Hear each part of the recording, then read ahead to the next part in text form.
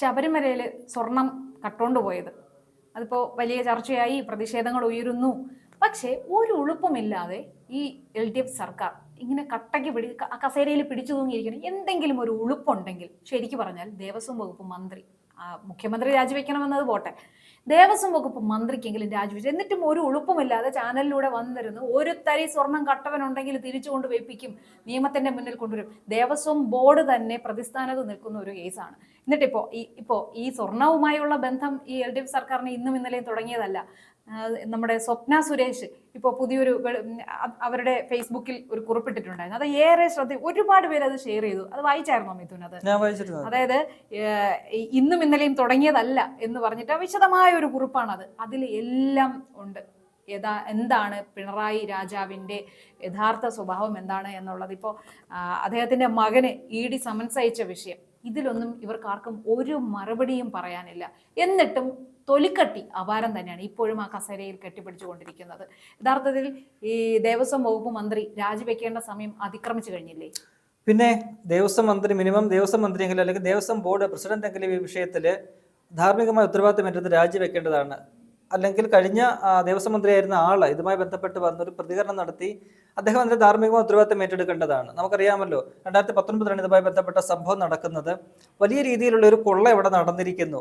വിജയ് മല്യ 98 കൊണ്ട് കൊടുത്ത 30 കിലോ സ്വർണം, ആ 30 കിലോ എന്ന് പറയുന്നത് 30 കിലോ ഉള്ള കേട്ടോ, അതടിച്ച് മാറ്റിക്കൊണ്ട് പോയിട്ട് പകരം ഒരു 30 കിലോ കൊണ്ടുവച്ച് കഴിഞ്ഞാൽ അതവിടെ ശരിയാകത്തില്ല. കാരണം ആ 30 കിലോ കൊടുത്തെന്ന് പറഞ്ഞാൽ അതൊരു അതാണ് അല്ലെ, ഒരു ഭക്തന്റെ ഒരു വഴിപാടാണ്. അതിനുള്ള ഒരു മൂല്യമെന്ന് പറയുന്നത് കോടികളായിരിക്കും അല്ലെ. ഈ പറയുന്ന 30 കിലോയ്ക്ക് ഇപ്പോഴെത്ര വിലയുണ്ടോ എന്നുള്ളതല്ല അവിടെ. അതായത് ഈ എത്ര രൂപ അതിന്റെ മൂല്യമല്ല അത് കൊടുക്കുമ്പോൾ അത് എത്ര ലക്ഷക്കണക്കിന് ഭക്തരാണ്, അയ്യപ്പ വിശ്വാസികളുണ്ട്. ഇവര് അയ്യപ്പ സംഗമം ഒന്നും നടത്തിയിട്ട് ഒരു കാര്യവും ഇല്ല. ആൾക്കാരുടെ മനസ്സ് വേദനിപ്പിക്കുന്ന, ഭക്തന്മാരുടെ മനസ്സ് വേദനിപ്പിക്കുന്ന പ്രവൃത്തികളാണ് ഇവരിപ്പോൾ ചെയ്തുകൊണ്ടിരിക്കുന്നത്. ഇത് മാത്രമല്ല, ഇപ്പോ ഈ EDയുടെ സമൻസ് പിണറായിയുടെ മകന് കിട്ടി, പോയിട്ടില്ല. ഈ ഒരു വിഷയം യഥാർത്ഥത്തിൽ വളരെയധികം പ്രാധാന്യത്തോടെ ചർച്ച ചെയ്യേണ്ട ഒരു കാര്യമല്ലേ? അതെ, അതിലേക്ക് വരികയാണ്. ഈ പറയുന്ന ഈ വിഷയത്തിൽ, ശബരിമലയിലെ വിഷയത്തിൽ ഇപ്പോൾ നമുക്കൊരു ആശ്വാസമുള്ളതെന്ന് പറയുന്നത് ഹൈക്കോടതിയുടെ മേൽനോട്ടത്തിൽ, പൂർണ്ണമായിട്ടും ഹൈക്കോടതിയുടെ മേൽനോട്ടത്തിൽ, ദേവസ്വം ബെഞ്ചിന്റെ മേൽനോട്ടത്തിലാണ് ഈ അന്വേഷണം നടക്കുന്നത്. ഹൈക്കോടതി ബെഞ്ചാണ് ഒരു സ്പെഷ്യൽ ഇൻവെസ്റ്റിഗേഷൻ ടീമിനെ രൂപീകരിച്ചത്. അതിന്റെ തലവനെ നിയമിച്ചത് ഹൈക്കോടതിയാണ്. ഒപ്പം തന്നെ റിപ്പോർട്ട് സ്വീകരിച്ചിരിക്കുന്നത്. ഇപ്പോൾ പറഞ്ഞിരിക്കുന്നത് 6 ആഴ്ചക്കകത്ത് ഇത് അന്വേഷണം പൂർത്തിയാക്കി റിപ്പോർട്ട് സമർപ്പിക്കണം. അതിന്റെ രേഖകളൊന്നും തന്നെ പുറത്തുവിടരുത്, തങ്ങളോടാണ് റിപ്പോർട്ട് ചെയ്യേണ്ടത്, വേറെ ആരും. ഇതിനകത്ത് സർക്കാരിന്റെ ഒരു ഇടപെടലും അനുവദിക്കാത്ത തരത്തിലുള്ള അത്രയ്ക്കും പഴുതടച്ചുള്ള ഒരു അന്വേഷണം, ആ ഒരു നടപടി ഹൈക്കോടതിയുടെ ഭാഗത്ത് ഉണ്ടാകുന്നുണ്ട്. അതുകൊണ്ടാണ് മലയാളികൾക്കൊരു പ്രതീക്ഷ ആ വിഷയത്തിലാണ്. കാരണം നീതിന്യായ സംവിധാനം, കേരളത്തിലെ പരമോന്നത നീതിന്യായ സംവിധാനമാണല്ലോ ഹൈക്കോടതി എന്ന് പറയുന്നത്.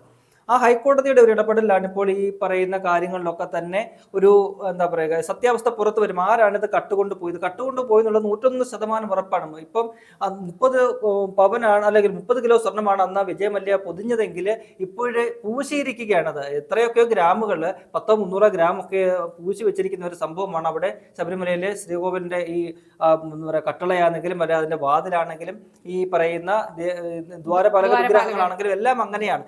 അപ്പോൾ ആ വിഷയത്തിൽ ഇപ്പോൾ ഈ പറയുന്ന സ്പെഷ്യൽ ഇൻവെസ്റ്റിഗേഷൻ ടീം 2 കേസ് എടുത്ത്, 2ആയിട്ടാണ് ഈ പാളികളിലെ ദ്വാരപാലക ശില്പങ്ങളിലെ ഒപ്പം തന്നെ ഈ കട്ടളപ്പാളികളിലെയും സ്വർണ്ണവുമായി ബന്ധപ്പെട്ട് 2 കേസുകൾ എടുത്ത് രജിസ്റ്റർ ചെയ്തിട്ട് അന്വേഷണം ആരംഭിച്ചിരിക്കുകയാണ്. അതിനകത്ത് ഈ പറയുന്ന ഈ കട്ടളകളിലെ സ്വർണം കാണാതായ സംഭവത്തിൽ അന്നത്തെ ദേവസ്വം ബോർഡിനെ പൂർണ്ണമായിട്ടും പ്രതി ചേർത്തിട്ടുണ്ട്. അത് ദേവസ്വം ബോർഡ് എന്ന് പറയുന്ന ഒരു പ്രസിഡന്റും 2 അംഗങ്ങളുമാണ്, 3 പേരാണ് മൊത്തത്തിലുള്ളത്. ആ 2019 ദേവസ്വം ബോർഡിനെ CPM-കാരാണ്. CPM-ഉം ഒരാളെ CPI ഇവിടെ ഒരു അംഗവും. അപ്പൊ അവരെ പ്രതി ചേർത്തിട്ടുണ്ട്. പക്ഷേ മറ്റേ കേസിൽ ഇവരെ പ്രതി ചേർത്തിട്ടുമില്ല. ഈ പറയുന്ന ദ്വാരപാലക ശില്പങ്ങളിലെ ഇതിലെല്ലാം ആ സമയത്താണ് ഇത് നടക്കുന്നത്. അത് എന്തുകൊണ്ട് എന്നൊരു ചോദ്യം അവശേഷിക്കുന്നുണ്ട്. അവിടെ എന്തെങ്കിലും അട്ടിമറി നടക്കുമോ എന്ന സംശയം ഇതിനടക്കം ഉയർന്നിട്ടുണ്ട് ഈ FIR-മായി ബന്ധപ്പെട്ട് വന്നതിന് ശേഷം.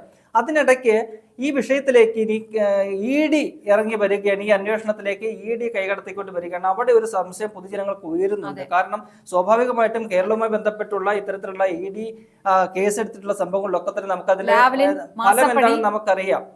ഒരുപാട് കേസുകളുണ്ട്. സ്വർണ്ണ വിവാദവുമായിട്ട്, സ്വർണ്ണക്കടത്തുമായി ബന്ധപ്പെട്ട കേസുകളാകട്ടെ, കരുവന്നൂരിലെ കേസാകട്ടെ, പറയുന്ന BJP നേതാക്കൾ പ്രതികളായിട്ടുള്ള കേസുകളാകട്ടെ അവിടെ ഒക്കെ തന്നെ സാബു ജേക്കബ് മുൻപൊരിക്കൽ ഒരു ഭീഷണി ഉയർത്തിയത് ഓർമ്മയുണ്ടോ?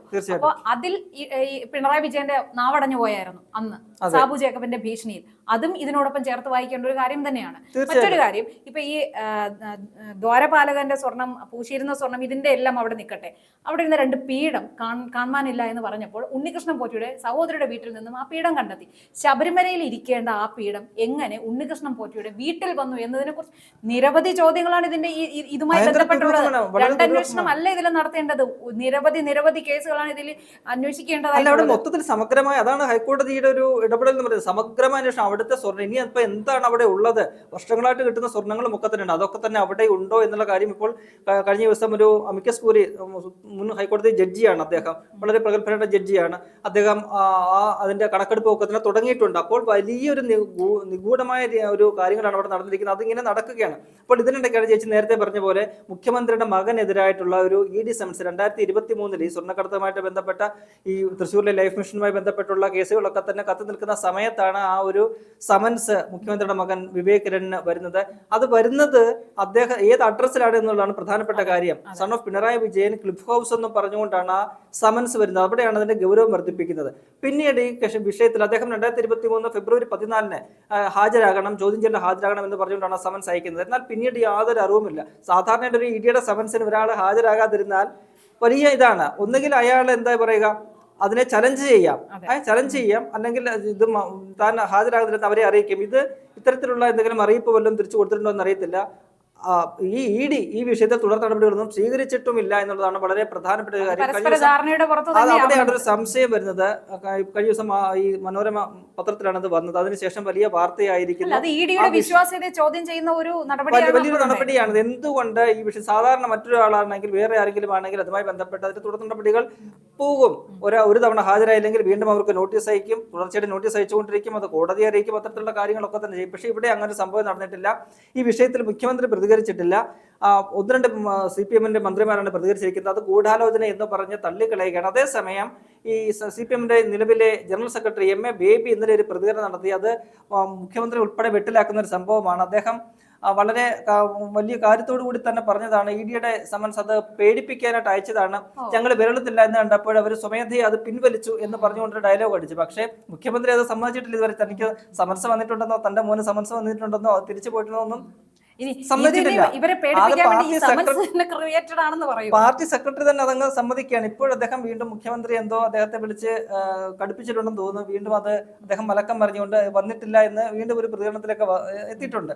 എന്തായാലും ഈ വിഷയത്തില് ED ഒരു ഒളിച്ചുകളി നടത്തുന്നുണ്ട്. അത് നമ്മൾ നേരത്തെ തന്നെ പല കാര്യങ്ങളിലും കണ്ടിട്ടുള്ള പോലെ ഒരു കേന്ദ്ര തമ്മിലുള്ള ഒരു ഇടപെടലുണ്ടല്ലോ. നമുക്കറിയാം, പിണറായി വിജയൻ ഇങ്ങനെയൊക്കെ സംഘപരിവാറിനെതിരെ പറയുമെങ്കിലും കേന്ദ്രത്തിലെ പല മന്ത്രിമാരുമായിട്ടും RSSന്റെ ഇതായിട്ടുള്ള പല മന്ത്രിമാരുമായിട്ട് കടുത്ത ബന്ധമാണുള്ളത്. നിതിൻ ഗഡ്കരി RSSന്റെ മാനസപുത്രനാണ്. അദ്ദേഹമായിട്ട് അങ്ങേയറ്റത്തെ ബന്ധമാണ് പിണറായി വിജയൻ ഉള്ളത്. അദ്ദേഹത്തിന് ഒരു കുടുംബ ബന്ധം പോലും ഉണ്ട്. ഇവിടെ വന്നിട്ട് അദ്ദേഹത്തിന്റെ കുടുംബമായിട്ട് വന്നിട്ട് സൽക്കാരം കഴിഞ്ഞിട്ട് പോയിട്ടുണ്ട്. അതേപോലെ നിലവിലെ ധനമന്ത്രിയായിട്ടുള്ള നിർമ്മല സീതാരാമൻ, അവരുമായിട്ടും നമുക്കറിയാമല്ലോ അടുത്തിടയ്ക്ക് ഡൽഹിയിൽ പോയിട്ട് സ്വകാര്യ സന്ദർശനം നടത്തുകയും ഒക്കെ തന്നെ ചെയ്യുന്ന സാഹചര്യങ്ങളുണ്ടായി. അങ്ങനെ കേന്ദ്രത്തിലെ പല BJP മന്ത്രിമാരുമായിട്ടും വലിയ ബന്ധമുള്ള ഒരു വ്യക്തിയാണ് പിണറായി വിജയൻ. അതുകൊണ്ട് തന്നെ ഈ പറയുന്ന RSS CPM ബന്ധമെന്ന് പറയുന്നത്, ഒരു അന്തർധാര എന്ന് പറയുന്നത് വെറുതെ പറയുന്ന കാര്യമല്ല.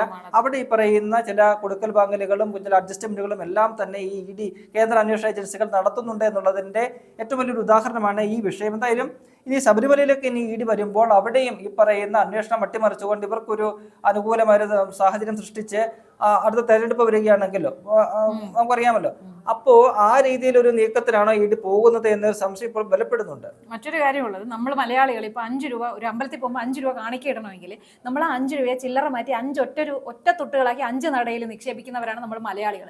പക്ഷേ ഈ ശബരിമലയിൽ വരുന്നവർ കൂടുതലും തമിഴ്, കന്നഡക്കാരും തെലുങ്കന്മാരും ഇങ്ങനെ പല സ്ഥലത്തു നിന്ന് വരുന്നവരാണ്. അവർക്കൊന്നും പൈസ ഒരു വിഷയമല്ല. അവരിങ്ങനെ ഭാര്യയാണ് കാണിക്കിടുന്നത്. അവർക്ക് ഭഗവാന് കൊടുക്കുന്ന സ്വർണവും രത്നങ്ങളും ഒക്കെ സമർപ്പിക്കാൻ അവർ ഒരു മടിയും കാണിക്കാത്തവരാണ്. അപ്പോൾ മലയാളിയുടെ മാത്രമല്ല അവിടെ കാണിക്കായിട്ടുള്ളത്. അപ്പൊ അവർ കൊണ്ടുവന്നതിനെല്ലാം എത്ര കണക്കുണ്ട്, അത് എന്താണ് എന്നുള്ളതൊന്നും ഇതുവരെ യാതൊരു കണക്കും അവിടെ ഇല്ല എന്ന് തന്നെയാണ് ശബരിമലയുമായി ബന്ധപ്പെട്ട മുൻ ഉദ്യോഗസ്ഥർ കഴിഞ്ഞ ദിവസം നേർക്കുനേരിൽ, ഏഷ്യാനെറ്റിലെ നേർക്കുനേരിൽ വന്ന മുൻ ഉദ്യോഗസ്ഥന്മാർ വെളിപ്പെടുത്തിയെല്ലാം വളരെ ആശങ്ക ഉണർത്തുന്നതാണ്. ഇതിനെല്ലാം ഈ LDF സർക്കാർ, പിണറായി വിജയനും VN വാസവനും മറുപടി പറഞ്ഞേ മതിയാവും.